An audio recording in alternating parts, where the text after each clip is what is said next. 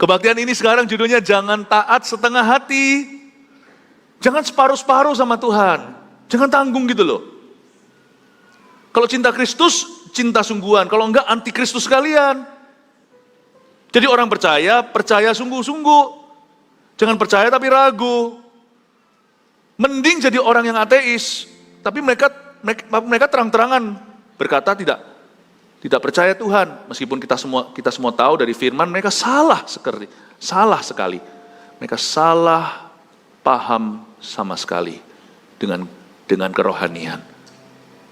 Tapi kalau kita jadi orang itu jangan suam-suam kuku, dingin kagak, panas enggak, dimuntahkan nanti. Mari kita sungguh-sungguh dengan Tuhan. Saya ajak kita membaca langsung episode ketiga. Yunus pasal yang ketiga, ayat 1 sampai 10 pembahasan kita. Kita akan melihat langsung pada pertobatan Niniwe. Ya, singkat cerita, Yunus ini kan gak mau. Pertama kali disuruh, ayo pergi Niniwe, dia malah justru lawan arah. Bukan ke Niniwe, dia ke Tarsis. Lewat mana? Lewat Yafo. Kenapa saya harus cek di Alkitab saya? Karena namanya berubah nanti di zaman Kisah Para Rasul. Yope, hari ini Tel Aviv. Yang namanya Tarsis itu ya, Saulus dari Tarsus itu ada seorang pendosa yang terkenal sekali menjadi Rasul Wahid yang merintis gereja-gereja di luar golongan Yahudi. Namanya Rasul Paulus.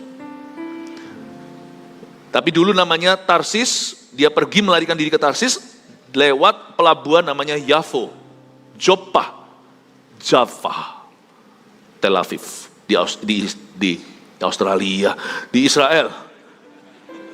Kita lihat ayat 1 ya, sekarang taat jangan setengah-setengah. Datanglah firman Tuhan kepada Yunus untuk kedua kalinya, demikian. Bangunlah, pergilah ke Niniwe, kota yang besar itu, dan sampaikanlah kepadanya seruan yang kufirmankan kepadamu. Bersiaplah Yunus lalu pergi ke Niniwe sesuai dengan firman Allah. Niniwe adalah sebuah kota yang mengagumkan besarnya. 3 hari perjalanan luasnya. Mulailah Yunus masuk ke dalam kota itu sehari perjalanan jauhnya. Lalu berseru 40 hari lagi, maka Niniwe akan ditunggang balikan. Orang Niniwe percaya kepada Allah, lalu mereka mengumumkan puasa, dan mereka baik orang dewasa maupun anak-anak mengenakan kain kabung. Setelah sampai kabar itu kepada raja kota Niniwe, turunlah ia dari singgasananya. Ditanggalkannya jubahnya, diselubungkannya kain kabung, lalu duduklah ia di abu.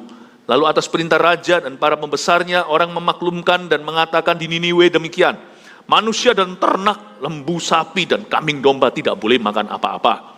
Tidak boleh makan rumput dan tidak boleh minum air. Haruslah semuanya manusia dan ternak berselubung kain kabung dan berseru dengan keras kepada Allah, serta haruslah masing-masing berbalik dari tingkah lakunya yang jahat dan dari kekerasan yang dilakukannya. Siapa tahu mungkin Allah akan berbalik dan menyesal serta berpaling dari murkanya yang bernyala-nyala itu sehingga kita tidak binasa. Ketika Allah melihat perbuatan mereka itu, yakni bagaimana mereka berbalik dari tingkah lakunya yang jahat, maka menyesallah Allah karena malapetaka yang telah dirancangkannya terhadap mereka, dan ia pun tidak jadi melakukannya. Jangan lupa, benang merah judul khotbahnya adalah jangan taat setengah hati. Jangan taat setengah hati, jangan setengah-setengah kalau sama Tuhan. Mari kita lihat ayat 1, datanglah firman Tuhan kepada Yunus untuk kedua kalinya. Stop di situ. Dibutuhkan 2 kali untuk Tuhan bicara sama Yunus baru dia mau nurut. Berarti Yunus setengah-setengah. 50% tambah 50% baru 100%. 2 kali Tuhan ngomong, baru sekali dia melangkah. Yunus pasal 1 ayat 1 nggak usah dibuka. Maka datanglah firman Tuhan kepada Yunus bin Amitai. Tuhan berkata demikian, bangunlah, pergilah ke Niniwe. Munculkan juga nggak apa-apa sih ayat pertama. Ya, kota yang besar itu. Berserulah, kata Tuhan pada Yunus, berserulah terhadap mereka. Berseru ini berita acara. Karena kejahatan orang Niniwe telah sampai kepadaku. Sampaikan pada mereka, dosa mereka udah nyampe ke tahtaku. Yunus nurut? Tidak. pertama kali Tuhan bicara begitu, malah dia secara vulgar membangkang. Dia lihat waktu dia pergi ke Yafo, dia melihat di situ kapal yang tersedia apa, ya dia langsung akan naik ke sana, beli karcisnya lah. Dia bayar harga untuk lari dari hadapan Allah. Orang bilang taat itu susah, enggak, taat lebih susah, tetap bayar harga. Harga yang dibayar, karcisnya kali, enggak, badai taufan. Itu awak kapal hampir tenggelam. Barang-barang mereka semua nahas semua dibuang ke lautan supaya ringan. Lebih mahal enggak taat, lebih murah taat. Tidak berzina, tidak selingkuh, aduh. Berzina dan selingkuh, waduh, bukan hanya dirimu yang sengsara, kemudian karirmu bisa kandas, keturunanmu cacat celah.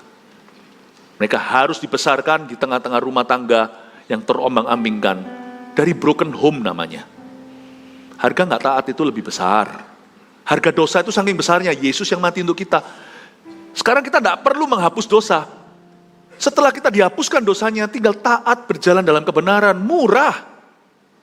Kalau Tuhan suruh kita ngampuni, murah. Daripada nanti sakit hati. Belum lagi ada berkat Tuhan ketika kita taat. Berkat itu tidak tentu materi, sukacita, so pasti, damai di hati. Tuhan suruh kita pelayanan, kebaktian satu tadi saya cerita, kebebasan saya direnggut, diambil seolah-olah, tapi dikembalikan dengan begitu rupa. Saya rasa kayak apa yang saya korbankan itu nggak seberapa dengan apa yang Tuhan kembalikan. Meskipun waktu kita melayani nggak boleh pamrih. Jangan mikir gini loh, gue dapat apa? Persembahan juga nggak perlu gitu, 30, 60, 100 kali ganda itu nggak tentu materi ganti materi, mata ganti mata. When I give to the Lord. Dan saya tahu bahwa I cannot outgive God. Tidak mungkin saya bisa melampaui Tuhan dalam memberi, mengampuni, mengasihi, dalam berkorban, nggak bisa. Murah harga ketaatan itu. Tapi Yunus nggak mau.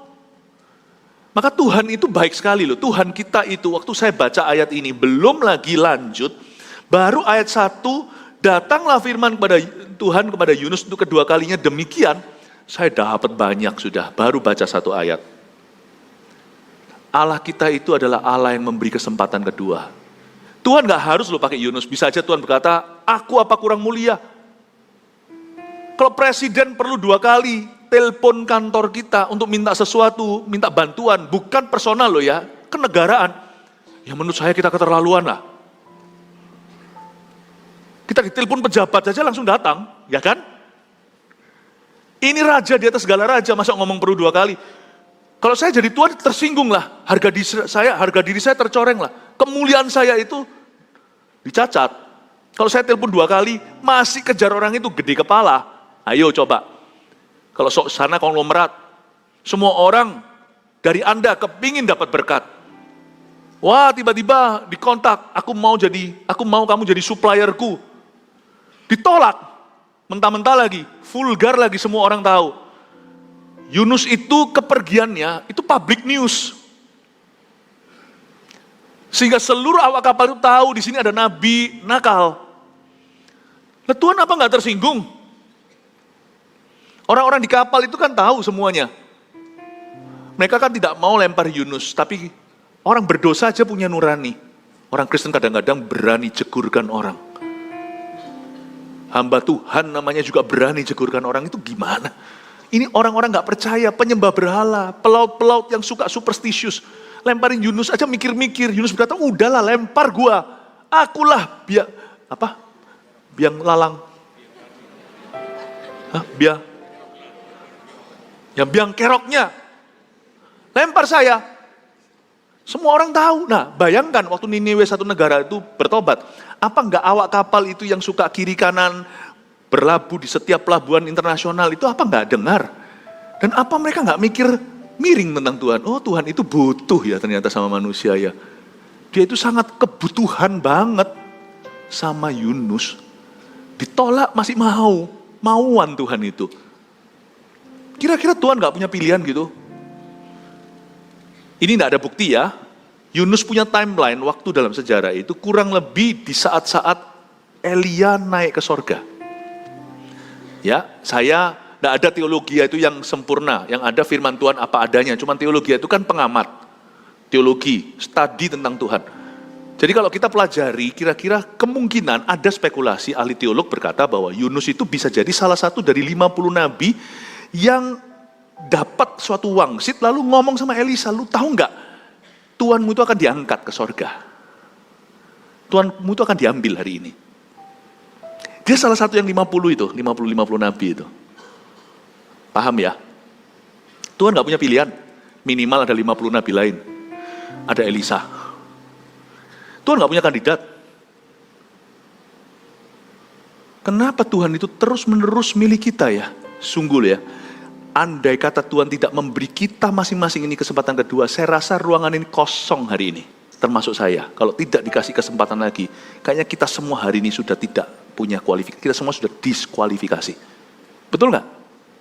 Siapa di sini yang merasa duduk di sini berhak rasa, oh aku ini karena aku hebat, karena aku baik, karena aku saleh, karena aku suci. Ayo yang benar, jujur, kalau Anda angkat tangan, saya tanya apakah Anda begitu, berarti Anda berdusta. Semua kita pasti setuju, agree with me. Tak seorang pun di ruangan ini boleh bersaksi, aku di sini karena aku sempurna. Kita semua di sini sebaliknya harus bersaksi bahwa kita ada di ruangan ini karena kita pernah dan terus dan sempat mengecap kesempatan kedua yang Allah berikan. Betul atau betul? Betul atau enggak? Waktu saya baca ini, datanglah firman Tuhan kepada Yunus untuk kedua kalinya, saya terharu. That's also for me, itu juga untuk saya, untuk aku. Datanglah firman Tuhan kepada Yunus untuk kedua kalinya. Thank you Tuhan, Tuhan itu kayak merendah demikian rupa. Sudah diinjak-injak di kesempatan pertama masih datang lagi ke aku. Yesus mengetuk pintu, udah dibanting tuh pintu di hadapannya, masih ketuk lagi. Yesus tidak punya harga diri kah? Sedangkan ilah-ilah lain itu kalau nggak pakai inilah, kalau tidak pakai persembahan korban tertentulah, kalau tidak pakai ritual-ritual tertentulah, masuk aja ke dalam rumahnya itu berbagai peraturan yang luar biasa. Maju 5 langkah, mundur 7, harus cari rumput tertentu, bunga tertentu. Untuk hanya sekedar ketemu dan gak ngalami apa-apa. Untuk ketemu hanya pada bangunannya, bukan pada Allah yang hidup dan nyata. Untuk masuk ketemu aja, wow bodyguardnya. Tuhan kita memberi kesempatan kedua, kedengarannya seperti murahan ya.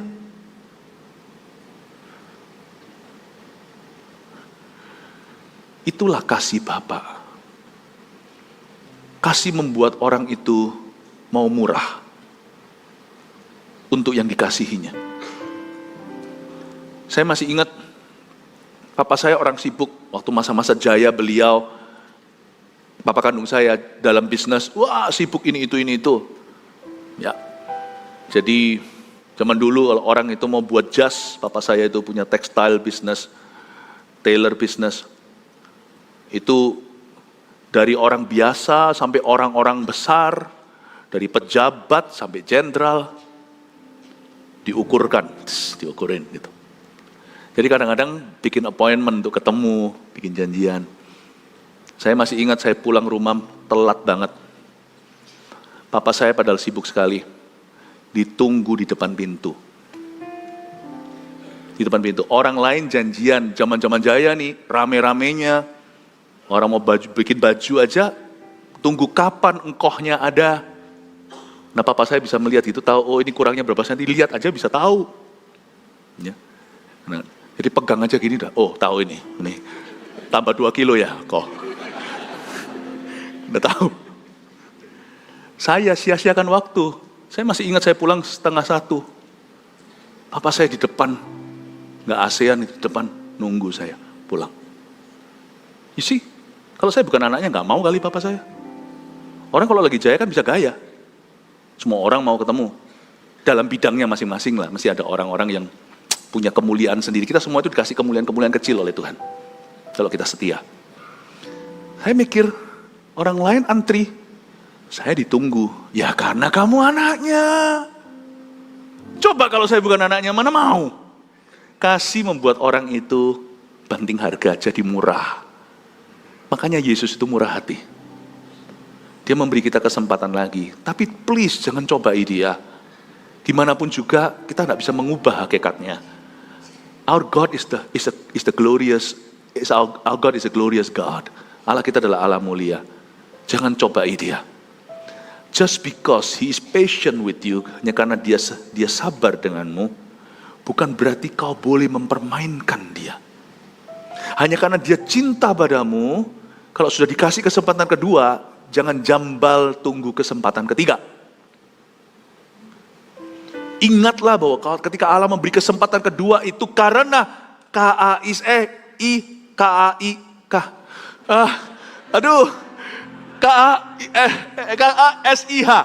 Karena kasih. Nah, saya pura-pura tidak bisa mengeja supaya Anda ingat itu kata apa. Karena kasih.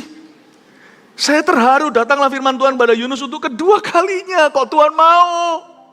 Tapi ini juga templakan buat Yunus. Berarti kamu itu orang yang setengah-setengah. Kamu tuh 50-50 sama Tuhan. Masa Tuhan butuh ngomong 2 kali kamu baru jalan? Apakah Tuhan bukan raja? Apakah dia bukan presiden?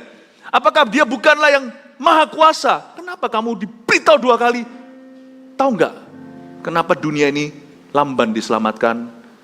Karena Tuhan harus 7 kali ngomong sama orang Kristen yang sama untuk melakukan satu tugas kecil.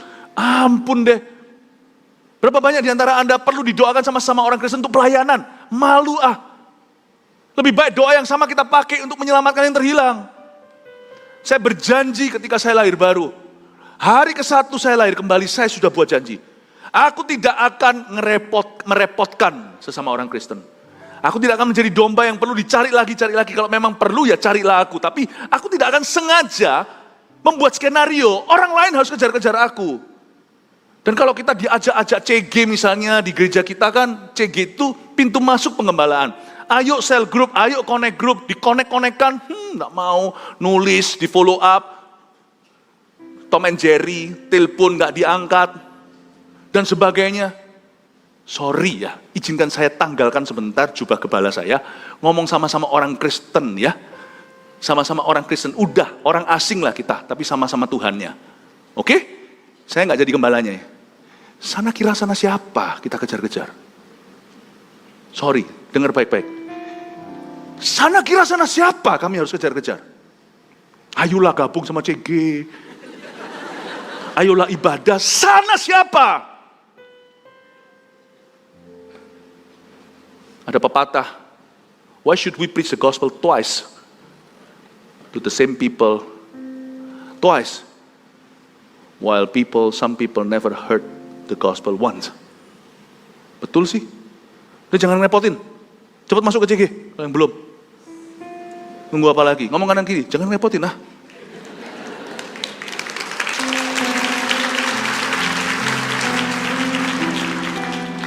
Kenapa harus 2 kali? Kenapa harus didoa-doakan lagi? Ayolah melayani. Suruh khotbah kemana? Ayolah sharing firman di CG. Nggak mau lah. Itu Tuhan perasaannya gimana? Ya, nanti ngomongnya alasannya macam-macam. Ya aku nggak bisa ngomong lah, apalah. Tunggu ya. Kalau Tuhan suruh kita melakukan satu simple task, kalau itu presiden.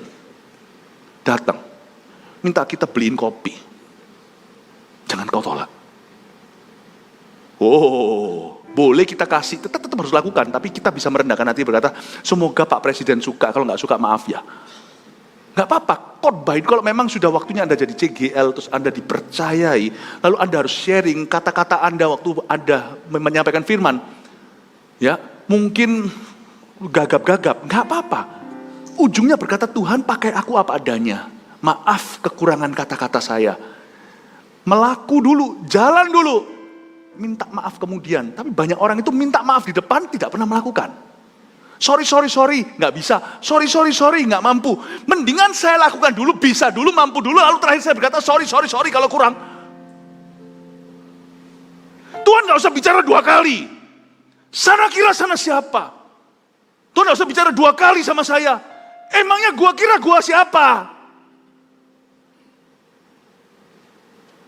Saya rasa ini akan mengubah paradigma kita. Padahal baru ayat pertama, lanjut ayat kedua, kalau enggak cincin Bu Heja.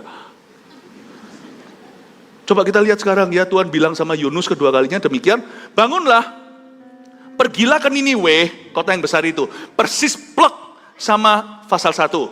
Tapi bedanya di sini.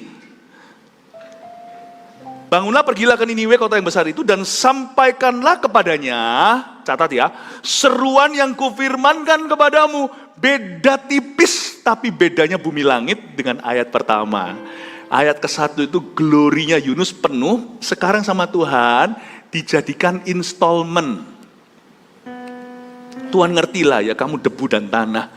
Ya sudah, kalau kamu tidak bisa ikoci atau sekaligus langsung mentaati aku, dengan baik kredit aja. Tuhan tuh baik ya. Sana nggak mau jalan, sama Tuhan dituntun pelan. Yang mau jalan, Tuhan happy sekali, ayo lari.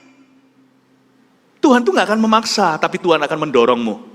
Tapi ingat, sebelum Tuhan mendorong-dorong, menarik-narikmu, ingatlah siapa dirimu dan siapa diriku. Bangun, pergilah ke Niniwe, kota yang besar itu, dan sampaikanlah kepadanya seruan yang kufirmankan kepadamu. Sedangkan di ayat 1, Tuhan berkata, bangunlah, pergilah ke Niniwe, kota yang besar itu, persis sama, berserulah terhadap mereka, berserulah. Tuhan pakai kata berserulah, sedangkan di pasal 3, sampaikanlah. Ya sudah, kalau kamu nggak berani teriak, kamu ngomong bisik-bisik pelan-pelan aja, nggak apa-apa. Yang satu, berserulah, di ayat 1, Tuhan masih idealis dengan hambanya, padahal Tuhan Maha Tahu, Tuhan memberi kesempatan saja. Di pasal 3, 2 pasal kemudian, setelah dia tolak masuk perut ikan, dimuntahkan, lalu Tuhan ngomong, sekarang kalau kamu nggak bersedia berseru, ya sudah, sampaikanlah. Berserulah apa? Di pasal pertama, idealnya, berserulah terhadap mereka karena kejahatannya telah sampai kepadamu, langsung dikasih message-nya di depan. Tuhan itu selalu terang-terangan di depan. Enak kalau kerjasama dengan orang yang kepenuhan Tuhan, selalu terang-terangan di depan. Kalau orang yang sungguh-sungguh kepenuhan Tuhan, ya, bukan kepenuhan setan, atau yang pura-pura kenal Tuhan, enggak kan ngomongnya gini, udahlah kerjasama sama aku, percayalah soal uang lah, aku kan sama-sama orang Kristen. Loh, aku kan hamba Tuhan. Kalau dia menjual, dia punya jabatan untuk mendapatkan kepercayaan, jangan percaya orang itu, maling itu. Itu fox, itu serigala. Orang kepenuhan Tuhan itu justru kalau dia semakin tinggi stratanya di dalam, bukan strata, semakin tinggi kepercayaan, kedudukannya di hadapan Tuhan, orang itu akan semakin merendah dan berkata, aku tidak mau nanti pelayananku dicacat. Kamu mau beli barangku, cek luar dalam. Suka kamu beli, kalau tidak cocok harganya misalnya, tidak cocok harganya kamu tawar. Kalau enggak ya sudah win-win sama-sama. You tidak mau, saya juga nggak mau. Tapi kalau kita sama-sama berjabat tangan, udah fair-fairan. Kamu sudah lihat luar dalam kan, saya tidak nipu apa-apa. Jadi kalau ada apa-apa, ini pure transaksi. Jangan kena ke ministry. Yang kayak gitu, kalau saya digituin, malah justru saya nggak cek. Oh oke.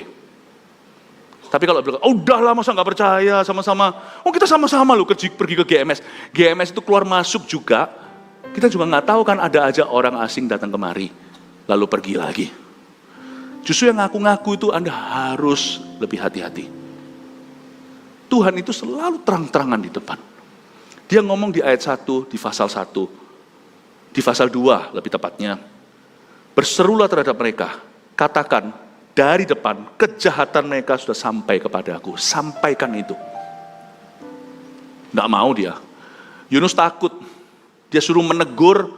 Dia suruh ke Rusia menegur Putin. Coba. Kalau kita ke Amerika, tegur-tegur orang pemerintah sana, karena mereka itu kan kebebasan pers atau kebebasan beropini. Kalau Anda pergi ke negara tentu, misalnya China, terus Anda jelek-jelekan, antara Anda nggak bisa keluar, atau Anda nggak bisa masuk lagi. Ini disuruh pergi ke sana. Ini suruh pergi ke Korea Utara. Niniwe itu adalah adik kuasa. Mereka tiraninya seperti Korea Utara, tapi kuasa, powernya, size-nya, glory of power-nya kayak Rusia. Lalu tiba-tiba ada satu hamba Tuhan ini disuruh pergi ke sana, suruh negor Putin. Ya gak mau lah. Pasti dia doanya seperti Yesaya, ini aku, utuslah dia.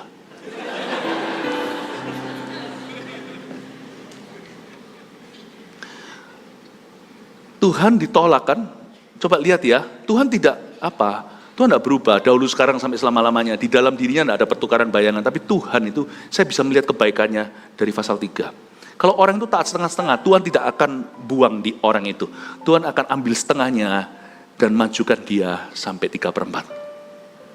Tuhan kita itu sabar menjemput kita. Bukankah dia Bapak dalam ilustrasi itu yang menunggu si bungsu pulang? Tuhan itu adalah Allah yang menuntun, tidak seperti yang kita kira, sukanya gebukin kita, enggak. Tapi ya kasihanlah, tolonglah, jangan ngomong gitu ya, jangan Anda laporkan ke Tuhan, saya ngomong Tuhan kasihan. Karena Tuhan tidak perlu dikasihani, Tuhan perlu dikasih, Tuhan harus dikasihi, bukan dikasihani. Cuman izinkanlah, kalau saya hubungannya dengan Tuhan seperti bapak anak, ya saya kasihanlah, jangan gituin bapakku lah. Tidak tahu tak sana itu, dia itu siapa, nyawamu tuh di tangannya. Detik ini dia berkata, mati kau mati. Nggak peduli siapa dirimu. Tak tahukah dia siapa? Kenapa kita memperlakukan dia seperti sampah? Tapi Tuhan itu indah, baik sekali. Dia berkata gini, coba lihat ya. Bangunlah, pergilah ke Niniwe, kota yang besar itu, dan sampaikanlah kepadanya seruan yang kufirmankan kepadamu. Ini kata-kata seperti bulat gitu, bukan. Sampaikanlah, bagianmu cuma sampaikan. Firmanku yang akan berseru. Sampaikanlah kepadanya seruan yang kufirmankan kepadamu. Udah, kamu ngomong pelan aja, nanti aku yang backup kamu. Musa berkata, aku tidak fasilita, ya sudah tak kasih Harun. Tadinya di ayat 1, serukanlah, takut dia. Ya sudah, nggak usah takut. Sini. Nggak apa-apa, aku masih mau kamu. Yunus berkata, jangan aku Tuhan. Ada satu orang nabi lain, nabiyah malahan. Ini Yunus itu Yunita. Pilihlah dia. Enggak, Tuhan kata, aku mau Yunus kok. Sini. Ya sudah, kamu sampaikan ya firmanku yang berseru. How good is your God? How good is he? Makanya itu bulu patah terkulai tidak akan dipatahkan. Yang sudah oglek-oglek itu nggak akan dipak sekalian. Sumbu yang pudar nyalanya tidak akan dipadamkan. Gambar rupa Allah itu di dalam diri seorang manusia itu pria dan wanita. Dulu waktu saya SD, pensil saya itu udah agak mau patah. Dasar laki-laki kan, langsung. Sebelah saya juga mau patah. Tapi teman sekolah saya, waktu saya SD, itu perempuan. Sama dia dikasih tensoblas. Lalu habis itu dibalut. Lalu habis itu pakai karetnya, dikasih karet gimana supaya masih bisa dipakai. Waktu saya lihat gitu, saya ingat hari ini Tuhan itu kayak gitu. Yang udah patah sama Tuhan dibalut. Bukankah wanita juga dapat gambar rupa Allah? Ini bukan gender. Men and women both, laki dan perempuan dicipta dalam gambaran rupanya. Kelebihan kita masing-masing itu adalah dari Tuhan. Betapa indahnya Tuhan itu membalutmu. Bulu patah terkulai tidak dipatahkan. Dan bilang, ya sudahlah, kamu tidak kuat kan berseru, kamu sampaikan. Akhirnya untung ayat 3, Yunus nurut. Bersiaplah Yunus, lalu pergi ke Niniwe sesuai dengan firman Allah. Lega. Bersiaplah Yunus. Ini kalau sudah semakin turun berarti waktunya habis. Jadi saya naikkan supaya waktunya bertambah.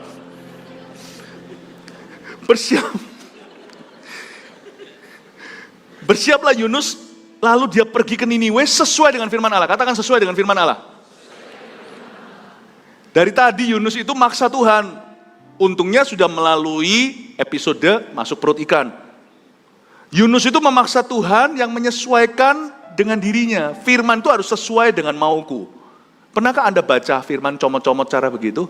Firman mana yang cocok sama saya? Bahkan kalau perlu datang ke hamba Tuhan, nubuatkan. Nggak cocok, loh. Mau dinubuatkan kok saya justru disuruh komitmen.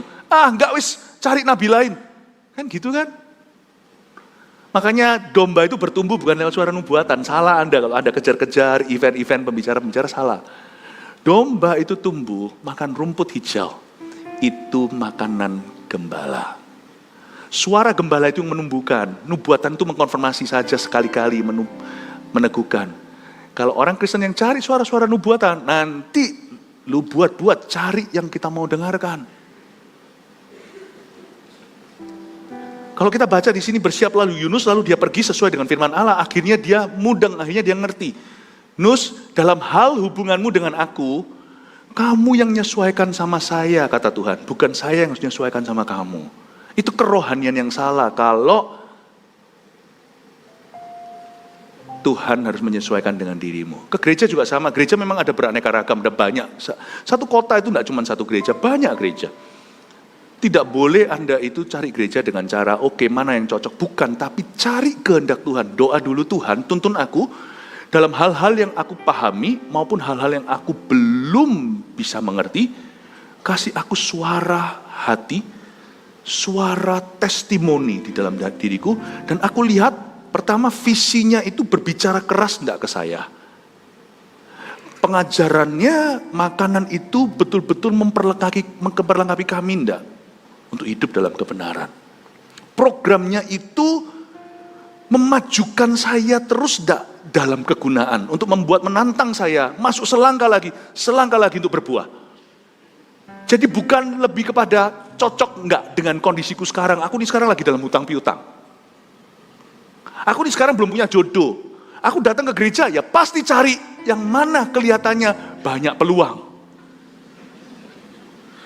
You don't find a church atau menemukan apapun yang dari Tuhan berdasar your need. But God's vision atau visi Allah atas hidupmu bukan kebutuhanmu seketika itu. Karena itu gonta-ganti.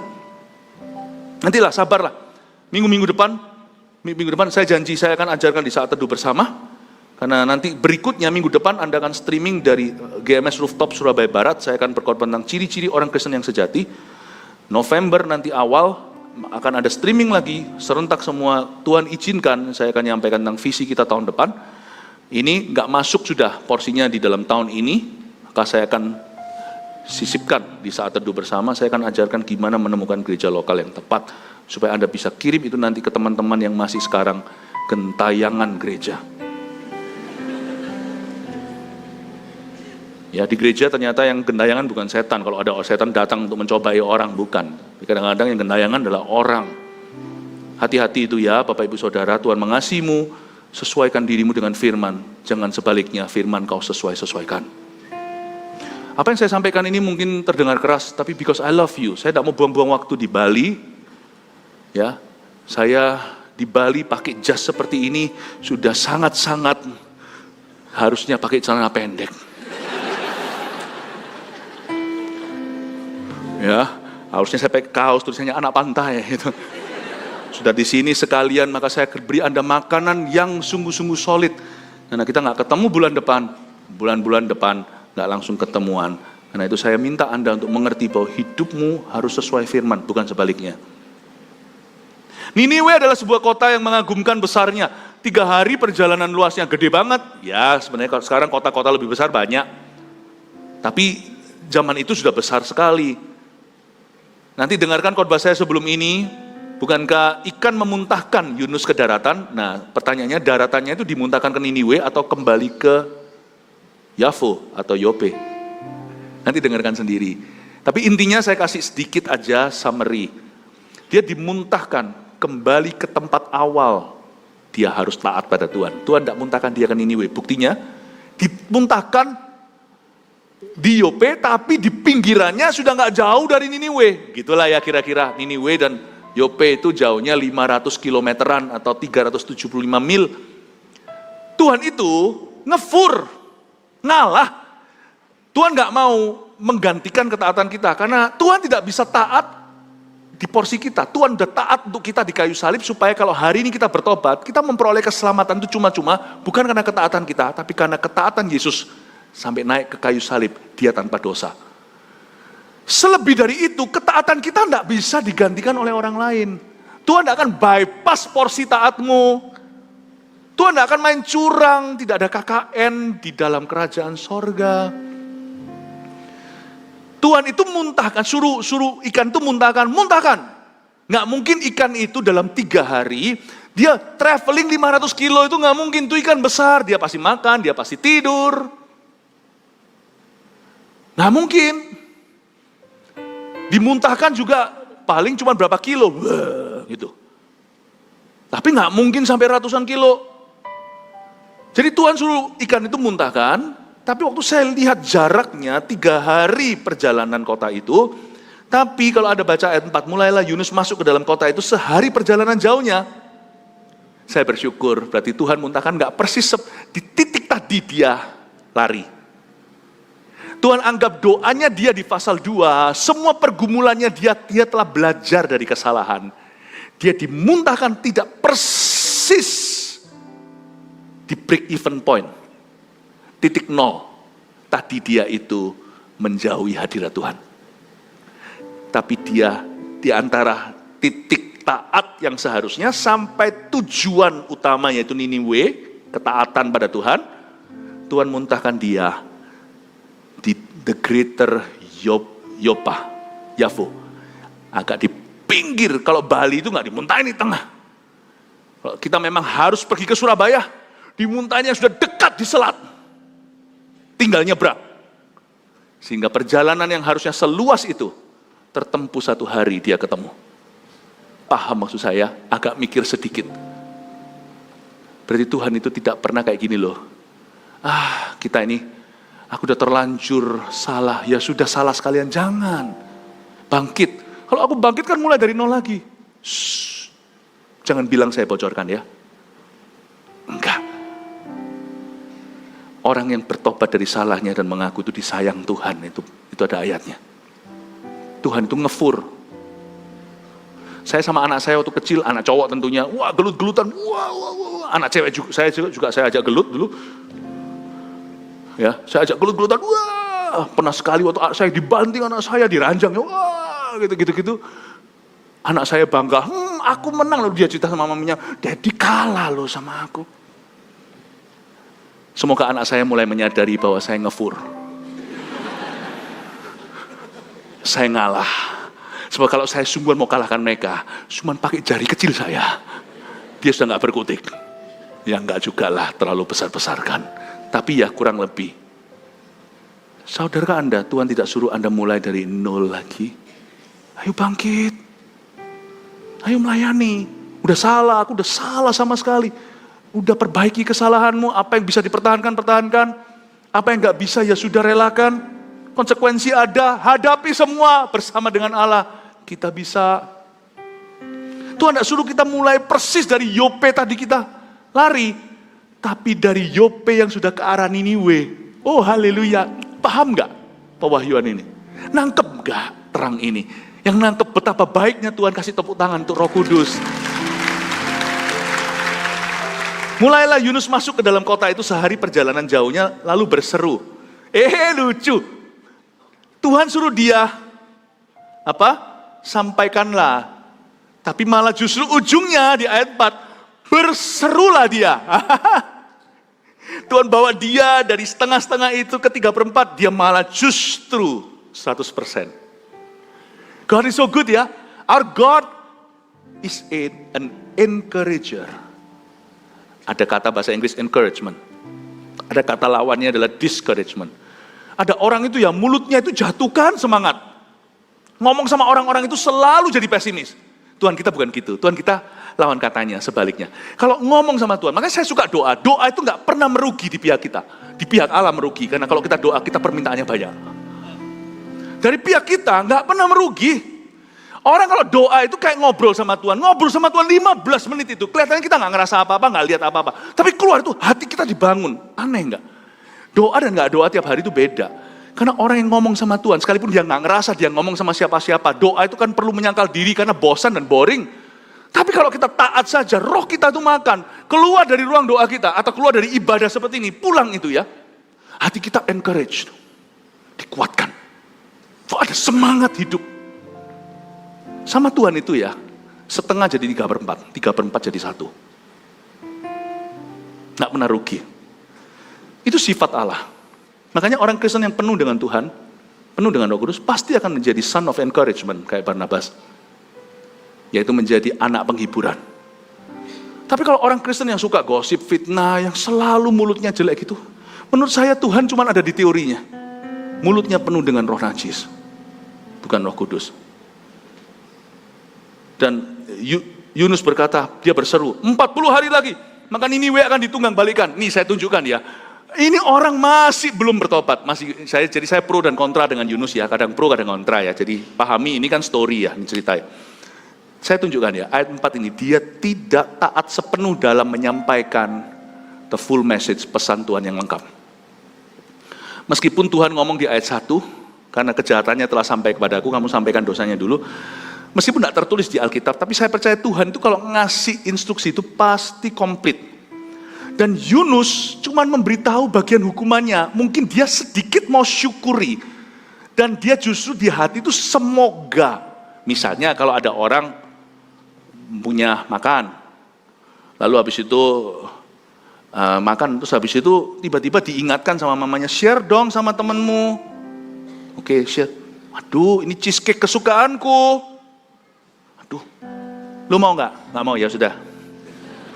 Nggak niat, tahu nggak? Nggak niat. Orang gitu itu nggak niat beri. Jadi kalau ada orang masih tanya Anda datang ke rumahnya, ini ya, perlu makan? Tanya perlu makan, bilang enggak. Kecuali kalau waktu Anda datang sudah dihidangkan.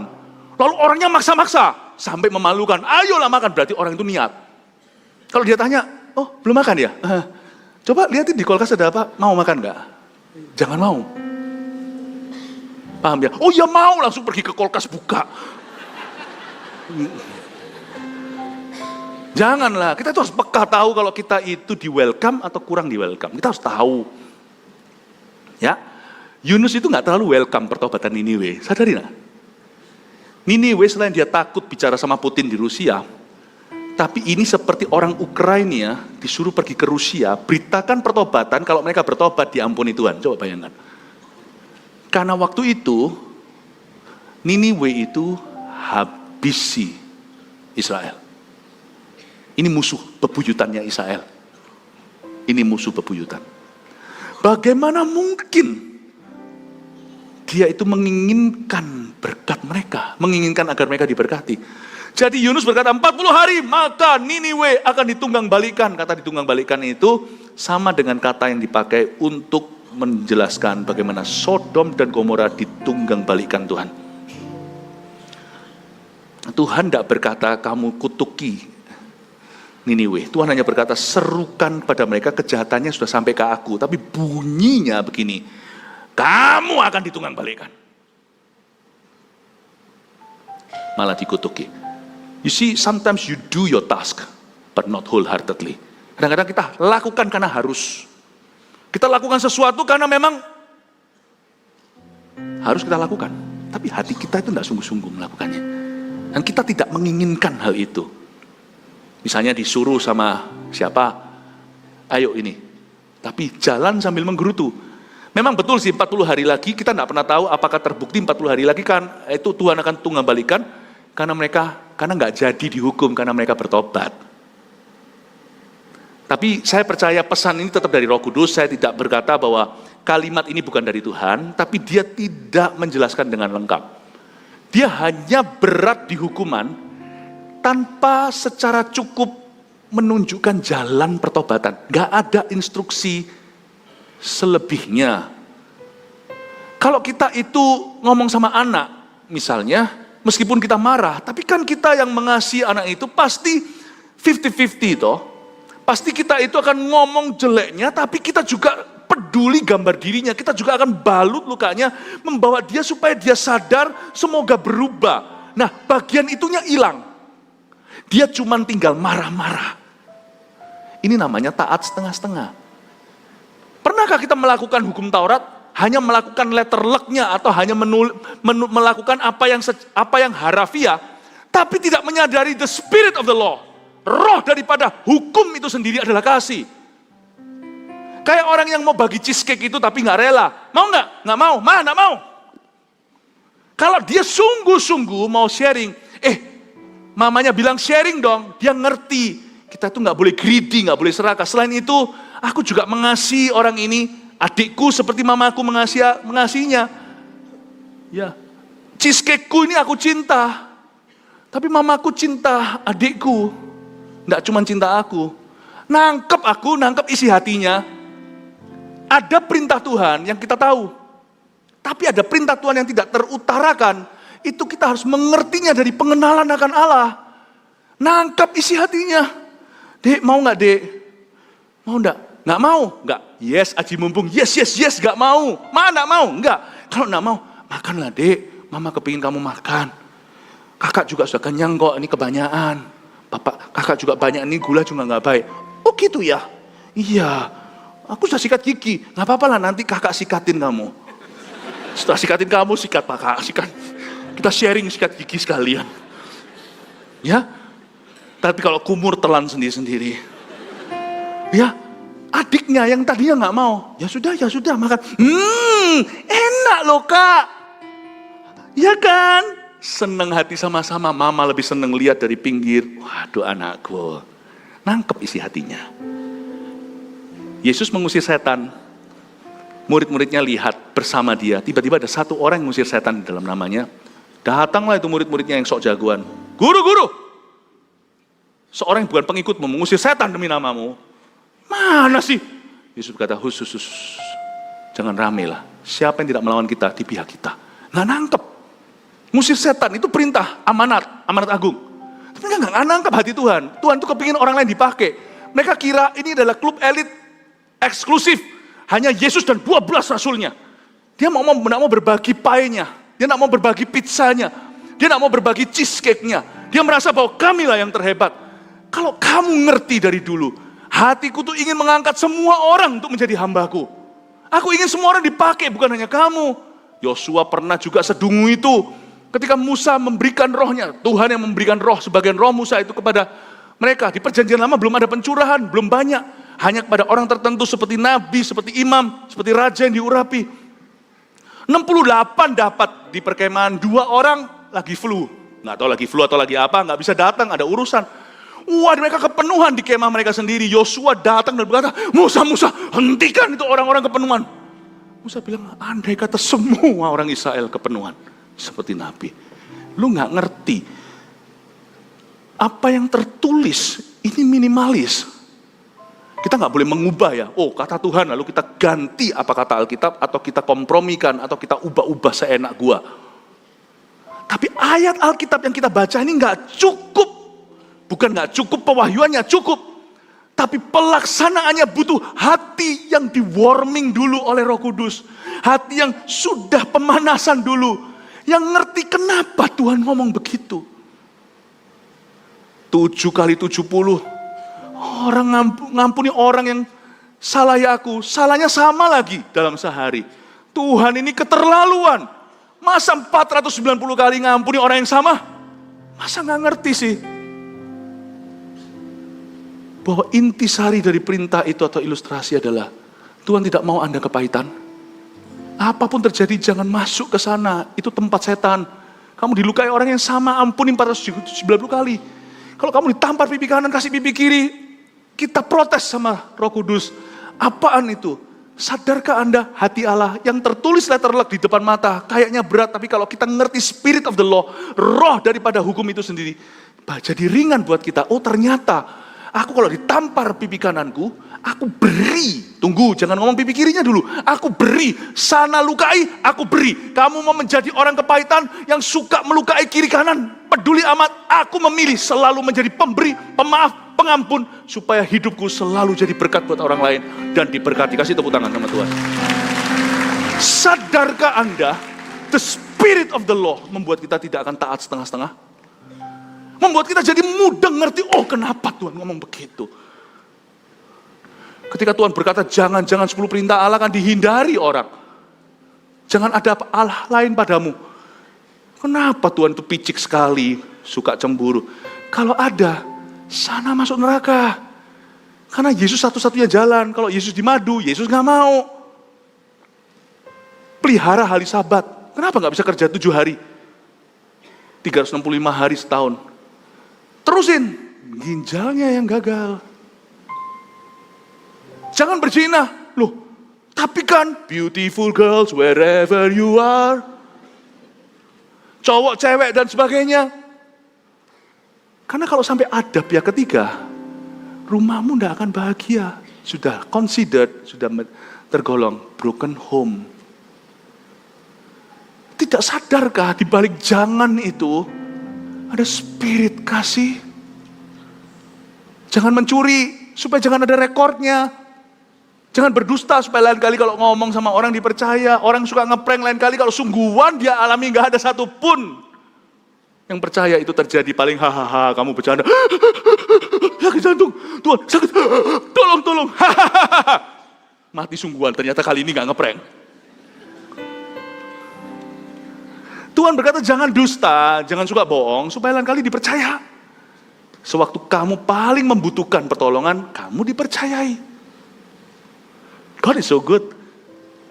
Anda baca ya, Yunus ini setengah-setengah nyampaikannya, tapi ya Tuhan tetap pakai sih. Makanya saya tuh kagum, Yunus ini urapannya dahsyat. Sungguhan ini orang setengah-setengahnya itu urapannya melebihi 100% sungguh-sungguh kita. Makanya jangan pernah kita itu speak down, talk down about Jonah. Ini orang dahsyat. Ini orang punya grace, kasih karunia yang jarang orang punya. Gak mau khotbah sambil gak mau satu negara bertobat. Kita mau. Tetangga satu pun belum tobat. The grace of God exist. Minta grace seperti ini. Kalau Yunus bisa, Anda juga bisa memperoleh kasih karunia seperti ini. Kasih tepuk tangan untuk Tuhan. Terakhir ya. Ayat 5 ke bawah menunjukkan orang Niniwe, ironisnya, percaya kepada Allah. Waktu dengar kabar gitu, padahal Yusuf kasih dia setengah-setengah message-nya. Percaya.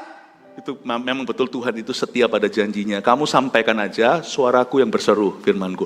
Sungguhan loh, orang Niniwe itu percaya nggak tanggung. Sampai rajanya pun turun dari singgasana. Dan mereka pakai baju sackcloth, bahasa Inggrisnya, atau di sini disebut sebagai kain kabung. Kain kabung itu baju yang terbuat dari bulu-bulu kasarnya, bukan domba. Kalau domba halus seperti di Selandia Baru itu, ya lembut sekali. Tapi ini lebih ke kasar-kasarnya. Atau bahkan mungkin kayak di film-film Chinese, ketika mereka berkabung, mereka pakai jerami-jerami. Ini adalah baju yang dibuat dari bahan terkasar, dan itu pasti gores-goresan badan untuk menunjukkan perkabungan. Mereka pakai kain kabung, padahal ini negara number 1 zaman itu. Dan mereka pakai kain yang terbuat dari bulu-bulu hewan yang kasar. Rajanya pakai itu, dan satu lagi yang lucu, saya mau tunjukkan totalitasnya.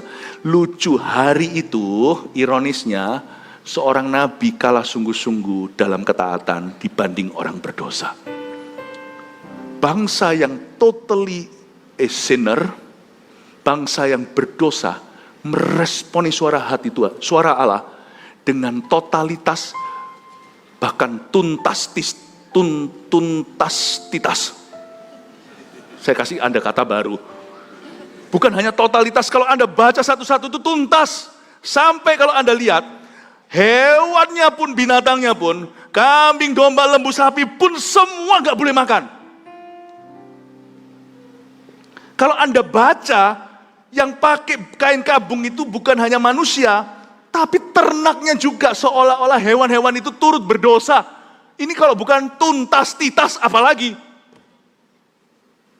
Nabi setengah-setengah, bangsa yang murtad, sungguh-sungguh celakanya. Firman yang sama disampaikan orang yang tidak pernah dengar firman, mereka akan semuanya maju dan berkata, pakai aku Tuhan. Mereka semua akan mendaftar CG dan berkata, muridkan saya. Firman yang sama disampaikan dengan orang Kristen yang sudah kapalan, berakhir tidak mempan. Toeng, toeng, toeng. Seorang nabi yang setengah-setengah kalah totalitas dalam ketaatan dengan sebuah bangsa yang baru mendengar firman itu pertama kali. Hati-hati jangan pernah SKSD dengan Tuhan Yesus. Karena bahayanya sok kenal sok dekat adalah kita jadi suam-suamku. Kita merasa aku sudah tahu. Gini-gini aku sudah ngerti. Aku sudah pernah alami. Biasanya kaki Dian diambil dari orang demikian. Dipindah. Coba lihat kaki Diannya, kebaktian berikutnya Anda akan baca. Tuhan kasih satu kaki Dian dalam bentuk satu pohon yang mengiupi dan merindangkan Yunus. Diambil sama Tuhan. Detik dia menikmatinya, langsung cacing datang. Tapi bangsa ini yang tidak bisa membedakan tangan kanan, tangan kirinya, diberkatinya. Bapak, Ibu, Saudara, jangan kalah sama orang berikutnya yang akan taat pada Tuhan. Berapa tahun Anda sudah kenal Tuhan? Kok cuman gini-ginian? Berapa tahun kita sudah mengaku diri kita Kristen, mungkin lahir kita sudah, tapi kenapa kita masih putar-putar di padang gurun seperti kebaktian sebelumnya saya jelaskan. Jangan muter-muter terus di tempat yang sama, jangan jalan di tempat. Mari kita sungguh-sungguh mulai hari ini membuat langkah maju. Hari ini aku harus berubah, mulai hari ini aku akan sungguh-sungguh. Dan saya percaya kalau kita taat dengan segenap hati, Tuhan kita akan menyatakan dirinya mulia di dalam kehidupan kita. Jesus loves you, ayo semua kita maju. Kasih tepuk tangan untuk Tuhan Yesus.